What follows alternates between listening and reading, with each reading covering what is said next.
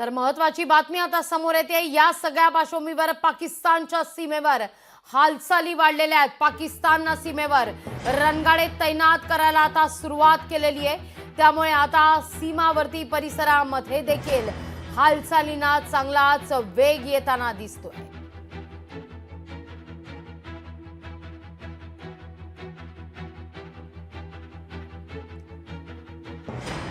या सगळ्या विषयी बोलण्याकरता आपल्या सोबत अर्थात सतीश ढगे जोडले गेलेले आहेत। नमस्कार सतीशजी, स्वागत आहे तुमचं लोकशाही मराठीमध्ये। पहलगाम मधल्या या हल्ल्यानंतर आता दोनही देशांच्या सीमावर्ती भागात सध्या तणाव निर्माण झालेला आहे आणि त्याच अनुषंगाने कुठे रणगाडे या ठिकाणी सीमावर्ती परिसरात पाकिस्तानकडून आणले जात आहेत, तर भारताने सुद्धा पाकिस्तानमधून सतत गेल्या 4 दिवसांपासून जी फायरिंग सुरू आहे त्याला देखील जोरदार प्रत्युत्तर दिलेले आहे। सीमावर्ती परिसरात जसा तणाव निर्माण तसाच अंतर्गत भागातही तणाव निर्माण होण्यास सुरुवात झाली आहे। सतीशजी, नक्कीच लागवी पहलगामचा जो निर्गुण हल्ला झाला त्यानंतर एकूणच भारतीयांमध्ये एक चीड, एक प्रकारचा जो आहे संताप व्यक्त त्या ठिकाणी होत होता आणि त्याच जनभावनेचा आदर करून भारत सरकारनं सुद्धा जे आहे एक प्रकारे स्ट्रॅटेजिक पोस्चरिंग जे आहे ते स्ट्रॉंग अशा प्रकारचं स्ट्रॅटेजिक पोस्चरिंग दाखवलं आणि त्याच अनुषंगाने आपण पाहिलं की सीसीएस ची मीटिंग झाल्यानंतर 5 महत्वाचे निर्णय घेतले। एवढंच नाही तर आता आरपारची लढाई हो किंवा एक प्रकारे पाक व्यक्त काश्मीर मधून जो आहे दहशतवादाचे जे वेगवेगळ्या प्रकारचे टेररिस्ट लॉन्चिंग पॅड्स आहेत ते उद्ध्वस्त करण्यासाठी आणि एक निर्णायक भूमिका घेण्यासाठी भारत सरकार प्रयत्नशील आहे आणि अशी अपेक्षा आहे की येणाऱ्या काही दिवसांमध्ये जे आहे तशा प्रकारची कारवाई होईल। मग हे सगळं पाहता जे आहे मागच्या काहीच तासांमध्ये पाकिस्ताननं अपेक्षाही केली नसेल इतका जबरदस्त रिस्पॉन्स किंवा इतक्या जबरदस्त प्रकारची तयारी आणि मिलिटरी प्रिपेअरनेस भारतानं केलेलं पाहून पाकिस्तानचं सुद्धा जे आहे कुठेतरी पाकिस्तानची तंत्रली आहे असं जर आपण म्हटलं तर ते चुकीचं ठरू नये आणि त्या अनुषंगाने ते सुद्धा जे आहेत हाय अलर्ट मोडवर गेलेले आहेत। त्यांनी टँक जे आहेत एलओसीच्या अॅक्रोस त्या ठिकाणी आणलेले आहेत। एवढंच नाही तर पाक व्याप्त काश्मीर मधले काही महत्वाचे त्यांचे जे लोक आहेत म्हणजेच त्यांच्यासाठी या इस्लामिक टेररिस्ट ऑर्गनायझेशनचे जे आका आहेत, जे कमांडर्स आहेत, त्यांना सुद्धा जे आहेत त्यांनी सुरक्षित ठिकाणी हलवण्याचं काम केलेलं आहे। पाकिस्तान त्यांच्या साईडनं प्रिपरेशन त्या ठिकाणी करतोय। भारत सुद्धा आपल्या वेळेच्या अनुसार हे काही इमिजिएटली 24 तासात 48 तासातच हल्ला झाला पाहिजे किंवा काही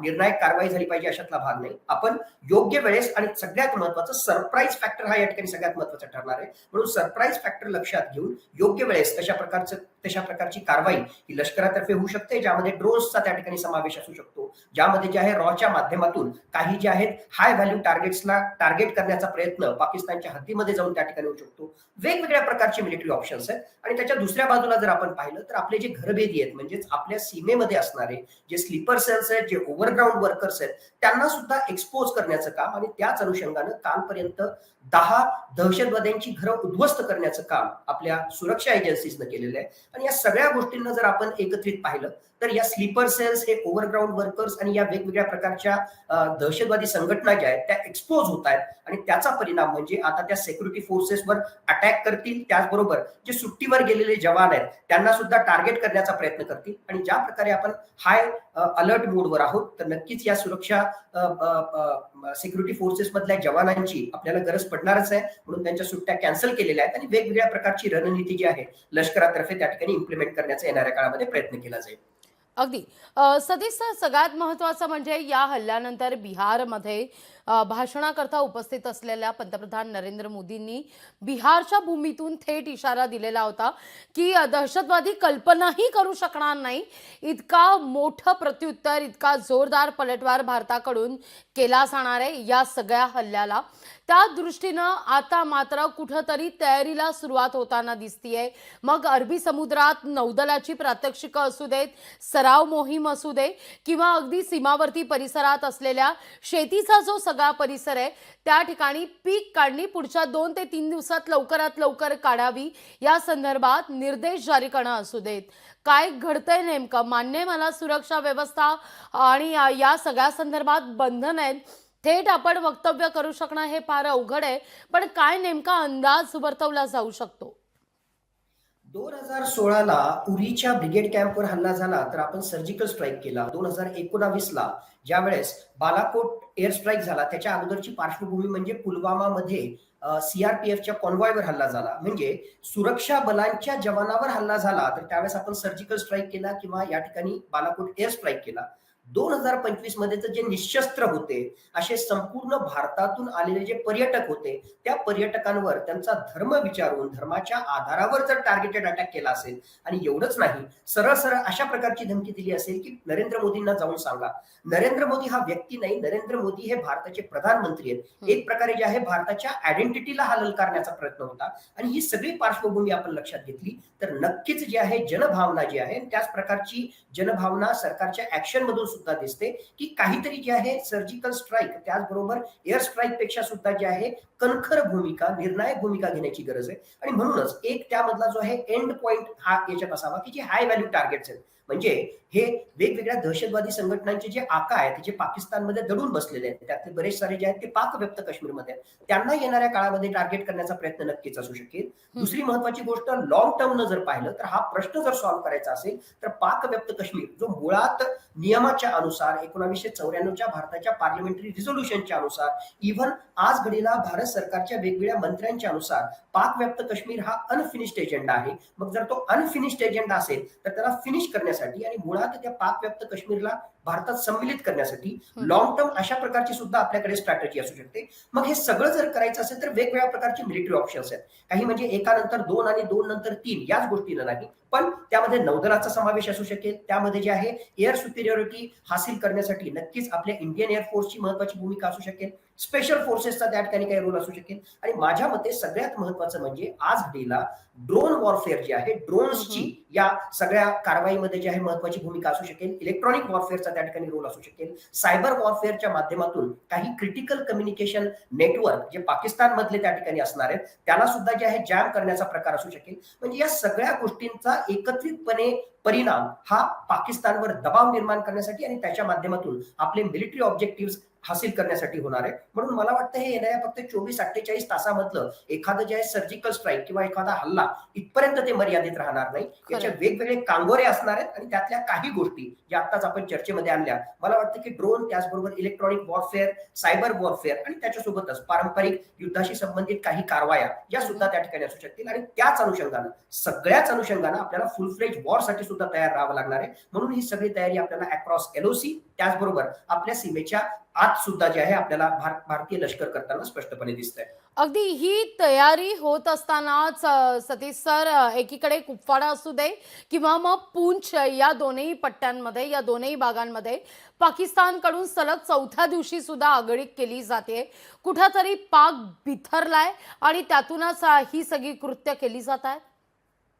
नक्कीच पाक बिथरलेला आहे कारण पाकिस्तानला भीती आहे की खरोखरच निर्णायक भूमिका जर भारतानं त्या ठिकाणी घेतली तर भारतासमोर जे आहे पाकिस्तानच्या लष्कराचं आणि एकूणच त्यांच्या सामर्थ्याचं जे आहे कुठेच त्या ठिकाणी चालणार नाही. म्हणून एक आव आणण्याचा तो प्रयत्न करतायत. मला स्पष्टपणे वाटतं की जागतिक पटलावर जर आपण पाहिलं तर भारताला जे आहे एक हत्ती मानला जातो आणि त्याच्या कंपॅरिझन मध्ये जर आपण पाहिलं तर पाकिस्तान जो एक बेडूक आहे जो फक्त ड्राव करतोय. कधी तो त्या ठिकाणी म्हणतोय की आमच्याकडे न्यूक्लिअर मिसाईल्स आहेत, कधी तो म्हणतोय की जे आहे सिंधू मधून जर पाणी वाहिलं नाही तर सिंधू मधून जे आहेत रक्ताचे पाट वाहतील. आणि कधी जे आहेत तिथले जे बडबोले वेगवेगळ्या प्रकारचे नेते आहेत ते वेगवेगळ्या प्रकारची भारत विरोधी विधानं त्या ठिकाणी करतायत. म्हणजे हे एक प्रकारे जे आहे बेडकानं फुगण्यासारखं आहे. त्यामुळे पाकिस्तानला जर त्यांच्या जनतेला कुठेतरी विश्वासात घ्यायचा असेल किंवा त्यांना जो आहे एखादा म्हणजे एक प्रकारे जे आहे त्यांच्यामध्ये कॉन्फिडन्स द्यायचा असेल तर अशा प्रकारची विधानं करणं, आंतरराष्ट्रीय लक्ष या प्रश्नाकडे ओढणं, एक प्रकारे जे आहे आम्ही कसे व्हिक्टीम आहोत हे दाखवण्याचा प्रयत्न करणं आणि त्याच अनुषंगाने जे आहे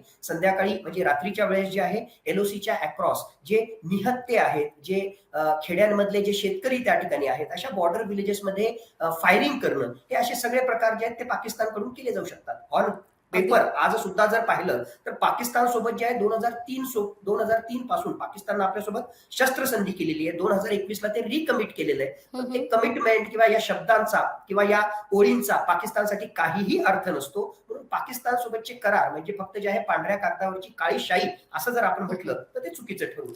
अतिशय समर्पक खरं तर सतीश सर तुम्ही या सगळ्या संदर्भात स्पष्टता देताय. आता उल्लेख केलाच आहात तुम्ही तर तो मुद्दा मी उपस्थित करते. पाकिस्तानच्या मंत्र्यांकडून अगदी न्यूक्लिअर बॉम्ब संदर्भात वक्तव्य केली जातात, वेगवेगळी दरपोक्ती सुद्धा केली जाते.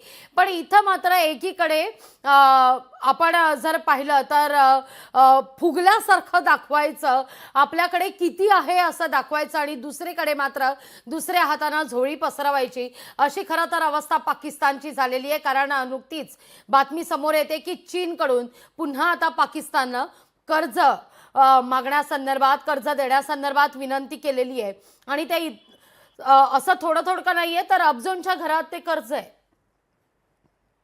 नक्कीच 10 बिलियन युआन एवढं कर्ज त्यांनी चीनकडून मागितलेलं आहे.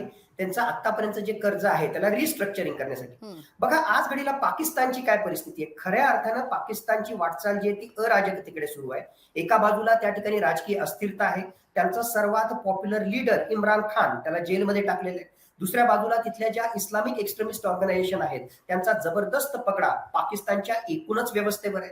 त्यांचे लष्कर प्रमुख स्वतः जनरल असीम मुनीर यांचा जर इतिहास काढला तर ते असीम मुनीर कमी आणि मुल्ला मुनीर जास्त त्या ठिकाणी आहेत. अशाच प्रकारचं सगळी त्यांची म्हणजे एकूणच कारकीर्द त्या ठिकाणी राहिलेली आहे. आर्थिक दृष्टिकोनातून तुम्ही जसं सांगितलं की पाकिस्तान आज खऱ्या अर्थानं कंगाल त्या ठिकाणी झालेला आहे. प्रचंड प्रमाणामध्ये कर्जाचा बोझा त्यांच्यावर आहे आणि या कर्जाच्या बोझाच्या संबंधित त्यांना विचार करण्यासाठी जे आहे IMF कडे वेळोवेळी हात पसरावे लागतात.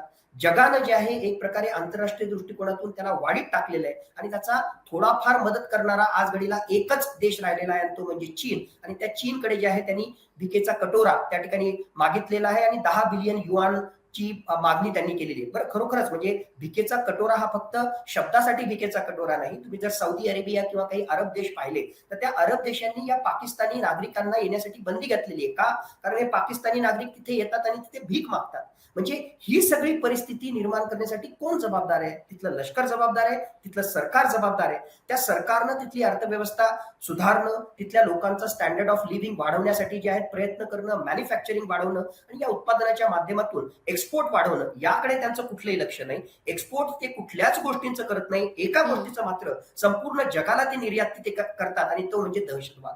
मग ही सगळी परिस्थिती लक्षात घेता कुठेतरी जे आहे या गोष्टींकडून लक्ष हटवायचं असेल, जाफर एक्सप्रेसवर हल्ला झाला आणि त्यांच्या पाकिस्तानच्या लष्कराचं जे निष्क्रियता आहे ती जर लपवायची असेल तर काश्मीर कार्ड खेळणं, अँटी हिंदू स्टान्स करणं, अँटी इंडिया त्या ठिकाणी बोलणं आणि अशा प्रकारच्या दहशतवादी हल्ले करणं याच्या माध्यमातून पाकिस्तानच्या जनतेचं लक्ष हटवण्याचं काम तिथले जे आहेत राज्यकर्ते मुख्यतः पाकिस्तानचं लष्कर करतंय. आणि ज्यावेळेस आता हे आपल्याच अंगावर येतंय असं त्या ठिकाणी दिसतंय त्यावेळेस जे आहे न्यूक्लिअर बोगी एक प्रकारे जे आहे आम्ही सुद्धा अण्वस्त्रधारी देश आहोत या प्रकारचं स्टेटमेंट त्यांचं येते. खरंय ते अण्वस्त्रधारी देश त्या ठिकाणी आहेत पण अण्वस्त्रधारी देश असूनही 1999, 2016, 2019 सगळी संघर्षाची परिस्थिती निर्माण झाल्यानंतर सुद्धा जे आहे तुम्ही त्या अण्वस्त्राचा वापर करू शकला नाही. त्याच्यामुळे न्यूक्लिअर बोगी आहे यावर विशेष लक्ष द्यायची काही गरज नाही. निश्चित निश्चित सर, खूप खूप धन्यवाद आमच्याशी संवाद साधला त्याबद्दल.